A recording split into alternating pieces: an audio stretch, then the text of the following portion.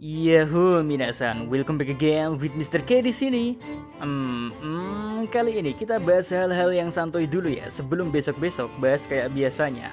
Seperti yang tertulis di judul konten kali ini, akan membahas kenapa banyak orang suka sekali dengan serial One Punch Man.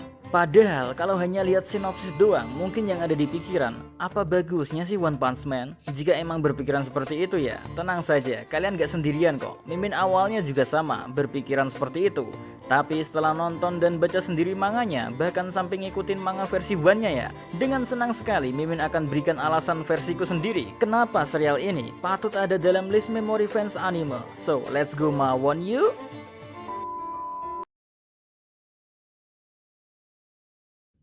One Punch Man itu mengusung tema action dan komedi. Tapi dari tema yang kelihatannya sepertinya umum, ternyata tidak menjadikannya sama dengan anime-anime lain. Mengapa? Karena bisa dicek sendiri, tema yang diusung One Punch Man ternyata tidak hanya action komedi guys. Melainkan masih ada lanjutannya, action, komedi, drama, fantasi, sci-fi, seinen, slice of life, supernatural. Jarang sekali kan ada anime dengan genre sebanyak ini. Terus banyak genre biasanya seringnya membuat bingung kan. Tapi tentu saja itu gak berlaku bagi serial ini. Karena saat menonton One Punch Man dari episode 1 saja bisa bakalan jatuh cinta dengan serial ini. Kehebohan Saitama dan kesablengannya saja udah ditunjukkan dengan gamblang di episode satunya.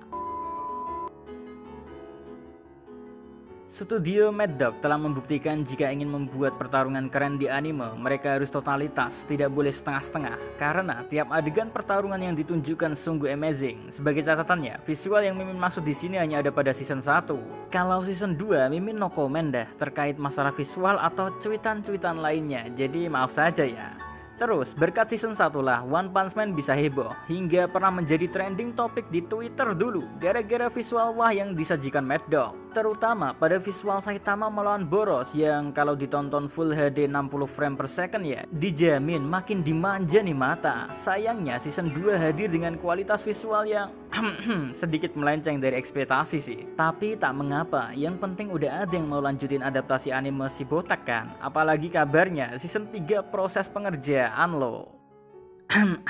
Bagi yang tidak setuju bahwa One Punch Man ceritanya sangat keren dan tidak membosankan, pastinya mereka hanya mengenal anime Shinchan atau Doraemon saja. Bukan tanpa alasan Mimin bilang seperti ini ya, karena kadang heran aja sih, serial sebagus ini masih ada yang komen-komen gak masuk akal. Mungkin karena argumen yang komen seperti itu hanya melihat karakter antagonis yang bisa hancur dan mati dalam satu pukulan oleh sang karakter utama. Makanya banyak yang bilang nih serial membosankan. Padahal kenyataannya bukan masalah satu pukulan yang selalu menang yang jadi poin penting intisari ceritanya kan. Ada banyak hal lain yang bisa jadi pelajaran bagi kita sebagai manusia. Semua hal tersebut bisa dimengerti jika memperhatikan alur cerita One Punch Man yang kisahnya itu bukan tentang seorang manusia botak yang bisa ngalahin makhluk apapun, tapi lebih dalam dan kompleks dari hal tersebut. Yaitu salah satu contohnya ya, bagaimana cara memanusiakan manusia lainnya. Bingung? Bahasa gampangnya, kehidupan sosial yang sebenarnya itu seperti apa sih? Itu baru satu permisalan saja. Ya masih banyak yang lainnya yang bisa kita dapat dari hanya sekedar nonton One Punch Man. And sedikit curhat ya, buat orang lain yang berpikir kalau anime tontonan anak kecil dan gak memberi manfaat, mungkin mereka gak pernah baca berita kalau ada orang-orang smart dan beberapa dari mereka bisa disebut jenius juga suka anime. Ambil satu contoh sosok yang paling terkenal saja deh, Elon Musk. Nih orang dengan belak-belakan pernah cicit cuit kalau he likes anime. Di Indonesia pun banyak sekali orang-orang suka anime tapi masih bisa hidup sosial. Karirnya oke, rezekinya banyak, atau hal-hal lain lah yang positif. YouTuber ada Milya, Rai buat trailer, bahkan sekelas TNM atau Andri biasa kita mengenalnya. Mereka suka nonton anime loh. Kalangan artis ada banyak, cuma ambil sedikit aja ya. Contoh saja yang secara terang-terangan membiarkan publik tahu dia suka anime, dialah Uus. Terus ada juga Zawin Nur yang kelihatannya suka One Piece. Wait, malah ngelindur kemana-mana ya. Pokoknya di sini jangan ngejudge orang lain karena mereka suka hal yang gak kamu minati. Every person is unique in their own way. Don't push them to like what you like, but support them to be what they like. Next, kembali ke pembahasan One Punch Man lagi ya. Cerita One Punch Man secara keseluruhan sangatlah anti mainstream. Apalagi ditambah penyampaian cerita One Punch Man yang bisa Mimin bilang tak akan ada kata bosan untuk melihat berbagai cerita si botak, Genos, King, Silver Fang, Fubuki, dan karakter lainnya yang ada di serial ajaib ini.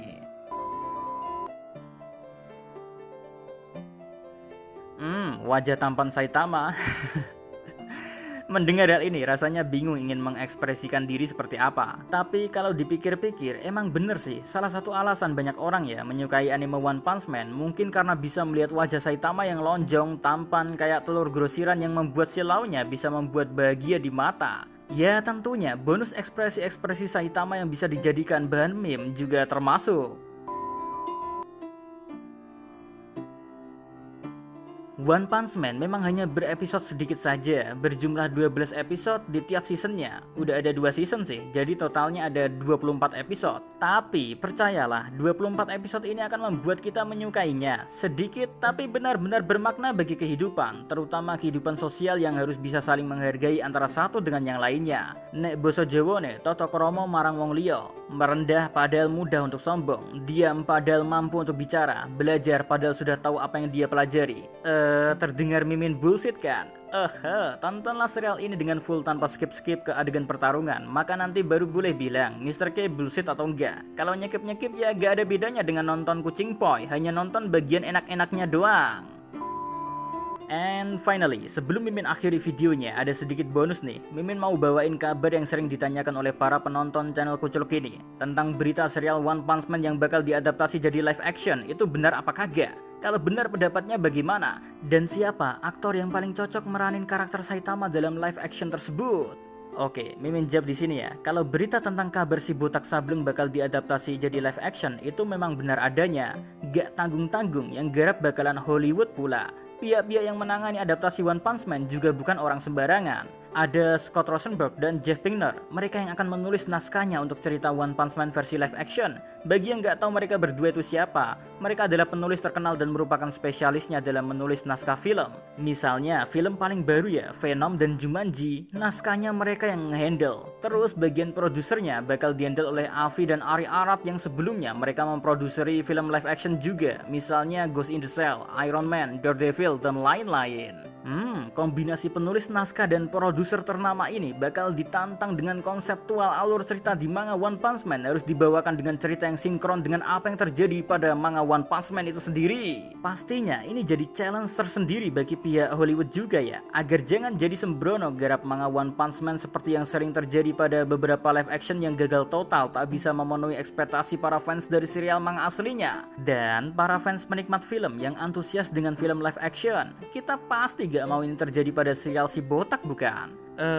Bukan maksud Mimin untuk pesimis akan live action One Punch Man bakal jadi buruk ya. Tidak, sama sekali tidak. Cuman Mimin berharap saja kejadian gagalnya live action yang ditangani Hollywood jangan sampai terulang lagi. Cukup Dragon Ball Evolution yang jadi kenangan. But kalau mau berpikir optimis, ada alasan tersendiri kenapa Mimin agak yakin kalau live action ini bakalan berhasil. Pertama, teknologi CGI zaman sekarang udah luar biasa canggih. Kedua, sosial media sekarang luar biasa efeknya. Jadi Hollywood tahu betul garap One Punch Man secara sembrono efeknya bisa menjatuhkan nama mereka. Terus yang ketiga, persaingan dengan dunia kreatif makin gila-gilaan. Contoh nyata layanan streaming HBO, Amazon Prime, dan raksasa streaming Netflix yang kian memanas untuk serius menggait penonton-penonton baru dengan tayangan spesial milik mereka. So, kalau Hollywood main-main dengan penggarapan videonya, you know lah, film-film Hollywood yang ada di streaming dunia bakalan ikut terpengaruh juga kan.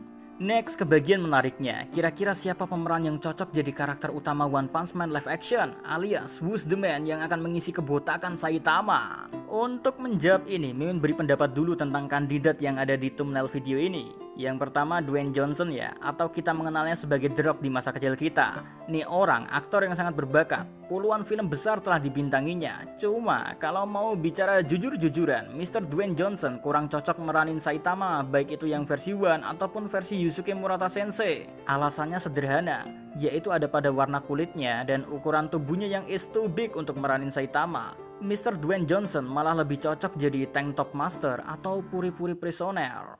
Terus yang Om Deddy Corbuzier ya dan Bang Uus, ya Mimin tahu Om Deddy ini botak dan tubuhnya berotot, begitu pula Bang Uus. Apalagi Bang Uus yang tubuhnya seperti pas banget nih meranin sosok Saitama.